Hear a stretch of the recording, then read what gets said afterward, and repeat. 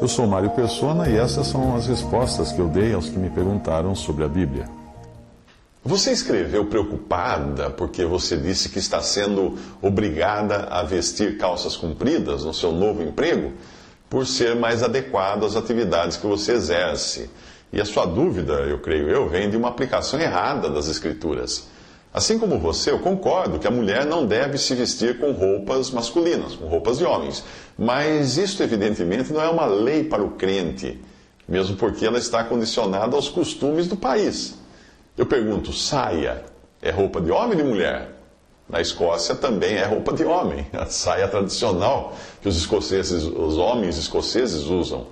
Se o trabalho que você executa exige uma proteção para as pernas, então é melhor que você coloque calça comprida para trabalhar e evitando assim ferir o seu corpo, que é o templo do Espírito Santo. Nós devemos cuidar bem desse templo que é o nosso corpo. E para mim está muito claro que é um caso de necessidade e não de moda ou de querer se vestir como homens. No tempo em que aquele versículo foi escrito, no Antigo Testamento, os homens usavam saias, usavam longos vestidos. E também o sentido do homem não se vestir como mulher e de mulher não se vestir como homem lá no Antigo Testamento, o sentido é travestir. É um homem querer se parecer mulher e uma mulher querer se parecer homem.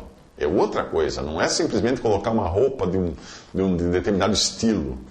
Nós devemos procurar nos vestir com modéstia e bom senso, e isso inclui entendermos a época e o país no qual nós vivemos. No Oriente Médio, os homens usam vestidos, como nos tempos dos primeiros cristãos, e lá não é nenhum escândalo um cristão usar um vestido. Colocar regras e modelos de roupas para os crentes, como fazem alguns, é excluir irmãos e irmãs fiéis que moram em lugares como África ou Índia e que se vestem diferentes de nós, ocidentais. É excluir também aqueles que, por necessidade de trabalho, precisam de uma proteção maior para o corpo. Eu vou dar um exemplo de sabedoria no vestir. Hudson Taylor foi um dos grandes missionários no século XIX e, por meio dele, da missão para o interior da China que ele fundou, milhares de pessoas chineses receberam o Evangelho e foram salvas. Quando ele chegou à China, os missionários ingleses viviam apenas em algumas poucas cidades do litoral e ninguém se atrevia a entrar pelo interior da China, um enorme país. E também quase não havia fruto do trabalho. Os chineses achavam estranhos aqueles homens vestidos de maneira engraçada, que era engraçado para eles.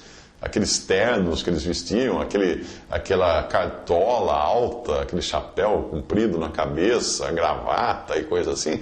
Os chineses achavam muito estranho, então chamava mais atenção para a roupa do que para a mensagem que eles estavam pregando.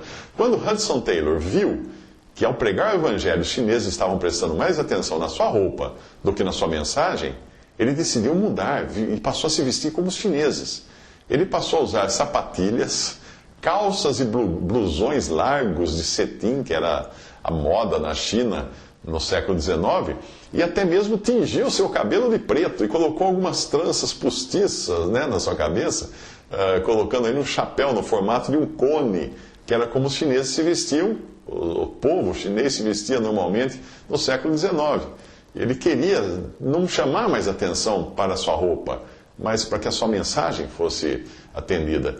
O que aconteceu? Ele foi expulso da missão britânica a qual ele estava ligado. E os outros missionários passaram a criticá-lo e a persegui-lo, por ele não se vestir mais de terno e gravata, como era o costume dos cristãos ingleses.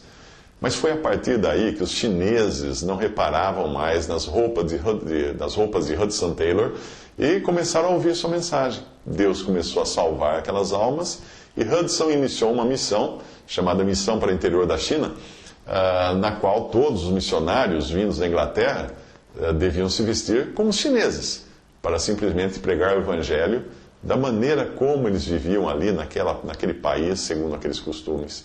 E houve muito fruto dessa missão. Você procura por Hudson Taylor na web, você vai encontrar a biografia dele, é uma história muito bonita.